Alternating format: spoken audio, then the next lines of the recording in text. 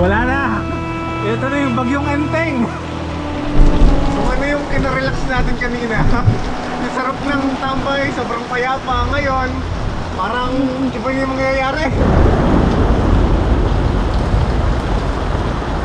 Nakakatakot yung ano eh, yung ulan eh, hindi yung hangin eh, dito sa atin sa Bulacan. Baka wala na kasi ng tubig daw yung dam namin dito eh. Matik yan eh, pag nagpakawala ng tubig ang dam dito, baha sa Bulacan, sa kahit saang parte ng Bulacan. Sana wag naman.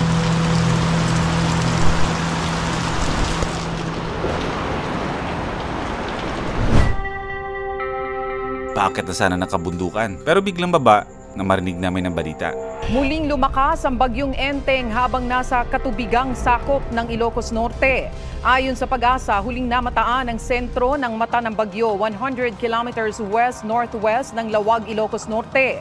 Yung ulan naman kasi dumadating ng biglang sobrang lakas tapos tumitigil.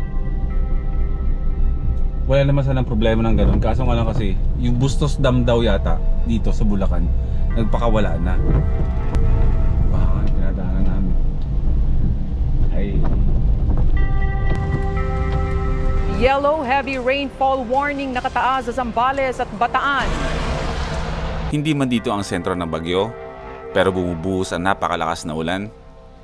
Delikado pa rin para sa amin. Nakakatakot yung ano eh, yung ulan eh, hindi yung hangin eh, dito sa atin sa Bulacan. Baka wala na kasi ng tubig daw yung dam namin dito eh. Matik yan eh, pag nagpakawala ng tubig ang dam dito, baha sa Bulacan, sa kahit saang parte ng Bulacan. Sana wag naman. Wala na! Ito na yung bagyong Enteng! So ano yung kinarelax natin kanina? Yung sarap ng tambay, sobrang payapa. Ngayon, parang iba yung mangyayari.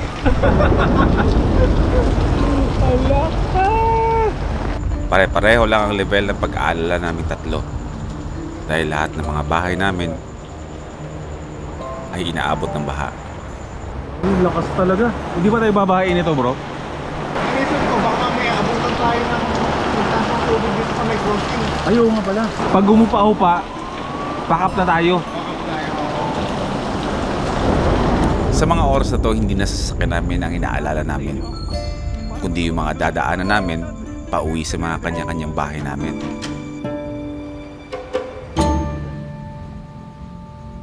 Dito sa tapat ng Malolos City Hall, nakiusap kami na kung pwede mag-park muna kami dahil ang lugar na to ay hindi inaabot ng baha.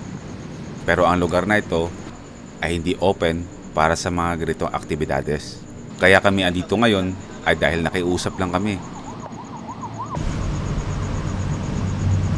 Pakatalim ng kutsilyo. Grabe yung kutsilyo mo.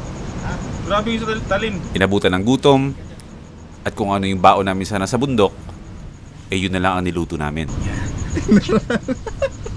Bakit nakaganyan yung ano mo?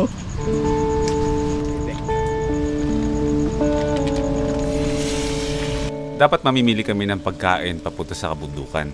Pero dahil nga biglaan ang pagbaba namin, hindi na kami nagkaroon ng chance para mamili. Garbage pa. Transition. Ano yung bagyo natin? Ano pa nga? Enteng? Enteng, oo. Oo. Masama talaga yung panahon sa amin dito sa Bulacan. Eh, pangtanggal kati lang. Nagka-camping kami dito sa kalagitnaan ng Secret. Pangtanggal kati lang kasi hindi kami makapag-camping eh. Sumutin mo. Sumutin mo. So, ang lulutuin natin ngayon, Argentina pork sisig. Ang hina naman ng apoy natin kasi. Lakas mo. Patay eh. Yan. Pag nagkakayaan kami dito, bigla-biglaan lang eh. No?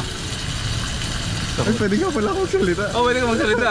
Ikaw pwede ka mag-vlog eh. O, si Mamen yung naghahawak ng camera natin. Hello sa inyo mga first timers. Nandito kami ngayon sa secret spot namin. Sobrang secret ng spot natin. Lakas ng hangin. Bagyong Enteng Kabisote. Kapangalan ko pa. Bakit Enteng bang ano mo? Pagsagsakan kasi Vicente ako, di ba? Simula sa araw na to, dahil Enteng pa na ang tawag natin ni kay Mamen dito sa Malolos, eh tatawagin natin siyang Enteng mula ngayong araw na to.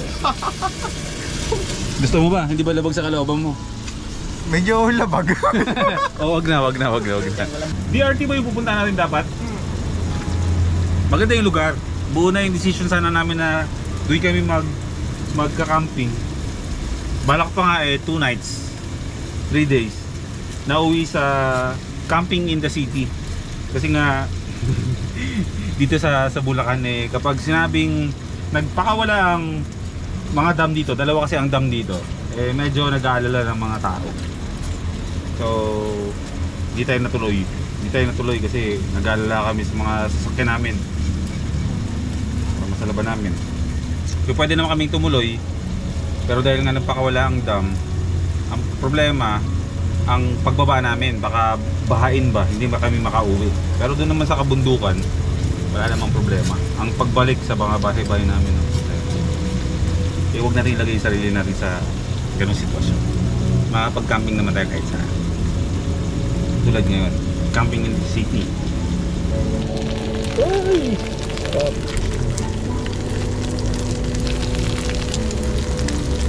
General, di ba maka-Pure Foods ka?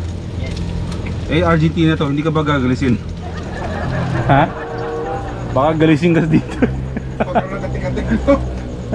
Pagkaroon ng reaction sa katawan mo. Oo, at hindi Pure Foods itong niluluto natin.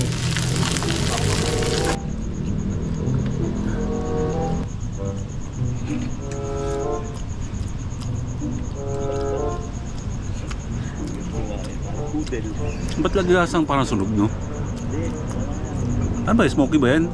Smoky yun o? Okay yan? Sure ka? May nasa kapsay. Okay. Masarap. Lasang sunog na mantika. Kaya dapat balik Pure Foods na lang si Henny. Oo nga, mag Pure Foods ka na. Huwag ka nang huwag mong isalang-alang yung health mo ba? Huwag, grabe. At habang kumakain, ay bumuhos na naman ang napakalakas na ulan.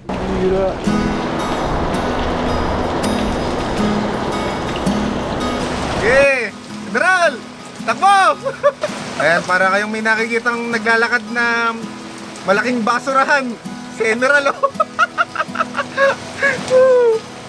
Ito, masarap pag umuulan no kuya? Oo, tayo lahat Solid, diba? Kahit na ganitong inuulang kayo, hindi mo pa rin talaga. At dahil hindi sapat ang pagkain para sa hapunan namin, ay bumili na lang ako kung anong meron sa tabi-tabi. Bro, may mga ulam na tayo. Ang problema, wala tayong kanin. Tupak-tupak na lang. American, you know? So hindi lang sa amin ng bagyo. Walang bagyo-bagyo. Oo, kung hindi man kami makakapunta sa mga spot na mga gusto naming pagkampingan, camping in the city, tawid namin yan. Matatawid yan. Basta mahalaga, makapag-camping kami kahit saan kaming sulok mapunta. Yan! Automatic bro, may nag-ahopis tayo. Eh, natin yung ano mo, balde mo. Oo, di ba meron tayong continuous source of water. Ayan si General. Parang isang malaking trash can si General eh. Ayan o, parang isang malaking basurahan. At nung naramdaman namin na mahaba na mga oras na hindi bumabalik ang ulan, ay nag-pack up na kami at nagkanya-kanya na rin kami ng uwian.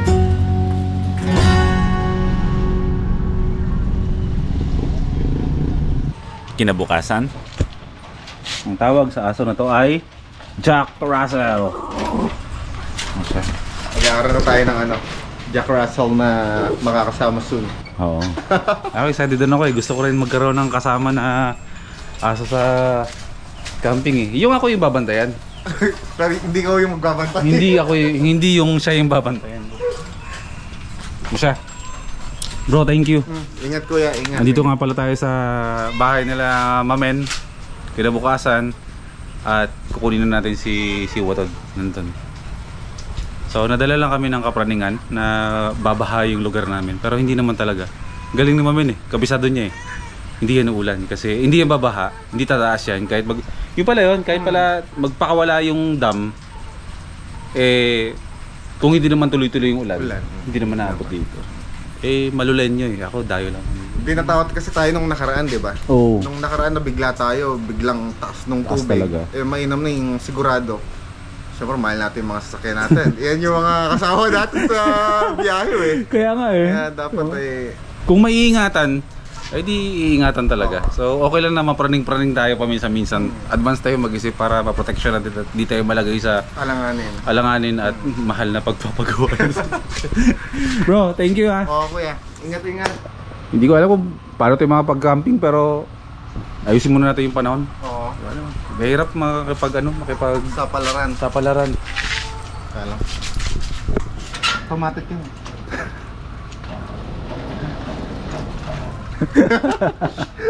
Bye-bye bro. Ingat kuya, ingat. Chat tayo Oo. Automatic to. Automatic. Yeah! Kunwari na nakulong ka, paano ka kunwari ikaw si Alice Goo, huli na Huli na. Kailan ka ba naguling nag-camping? Your Honor. Hindi ko na po maalala.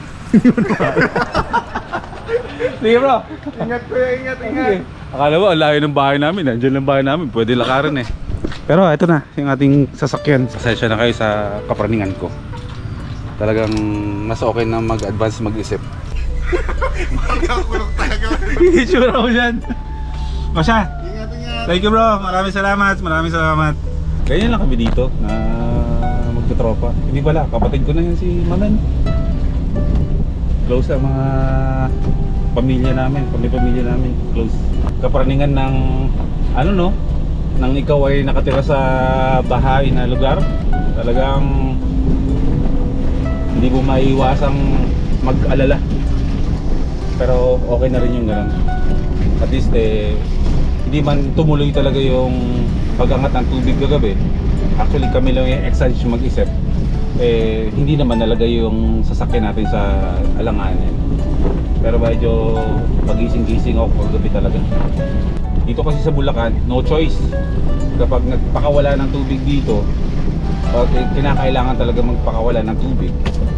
Pag napupuno yung dam namin, kasi iniiwasan yung pag punong-puno na ba yung dam dito, pag nasira yung dam, mas delikado ang epekto na mangyayari sa lugar namin. So, kaya nagpapakawala talaga sila. Kung may bagyo, malakas ang ulan, no choice talaga magpakawala. Sa hindi, talagang ganyan yung lugar namin. Kaya ganito. Maswerte pa rin kaming mga taga Bulacan ngayon at hindi dito yung apektado talaga. Pero sa news kasi talaga, kawawa yung ibang lugar. Ay, oo nga pala. Shoutout nga pala muna sa Good Mafia. Dito sa aking bagong damit na to na sinusuot na malamang iniisip nyo na kagabi ito yung suot ko na hindi ako nagpapalit ng damit. Meron yun dito. Marami siyang pinadala sa atin. Wait lang. Ayan. Pare-pareho kasi lahat-lahat ng mga damit ko. Maganda yung mga t-shirt ni Good Mafia Maganda yung tela. Maganda yung print. Good Mafia sa unahan, harapan, boy first time sa likuran. Thank you bro. And speaking of damit, kasi marami na rin nagre-request ng damit na boy first time kung kailan ba magiging available. Ito muna ilalabas ko, yung nasa picture na yan. Yan yung version 1 ng merch natin ngayon, boy first time na nasa van life na. So dati sinusuot ko siya, hindi siya available talaga, ako lang ang gumagamit. Pero very soon ay ilalabas ko na yan, and then pwede nyo nang orderin para kayo ay meron din, para pareho tayong lahat.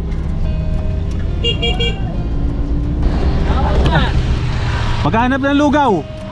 Wala rito. Walang lugaw dito? Sige. Bro, thank you. At kakaikot at kakahanap ng pwedeng kainan na nababagay sa panahon, wala. Karamihan sarado dahil nga siguro sa sama ng panahon. Uy, hala. Wala na talaga yung arko ng Malolos. Natanggal na pala. Wala na yung Welcome to Bulacan, City of Malolos na arko. Wala na. Hindi ba ano? Burado na sa history ng Malolos yung arko na yon na pagkatagal-tagal. Panahon pa yata ng mga Kastila yun. Pero ganun talaga. Kasi parang ang kwento, nakita ko kasi mga post niyan sa Facebook na medyo nalulungkot yung mga Malolenyo. 4 lanes na yung kalsada dito, pero yung mga paa nung arko is pasok siya sa mga outer lanes. So ganun talaga. We are on the constant change. Sa mga panahon na tulad ng ganito, mas magandang unahin muna natin ang ating kaligtasan. Stay safe and stay dry, mga first timers. Always keep your head up, never let it beat you. Always remember, life is good.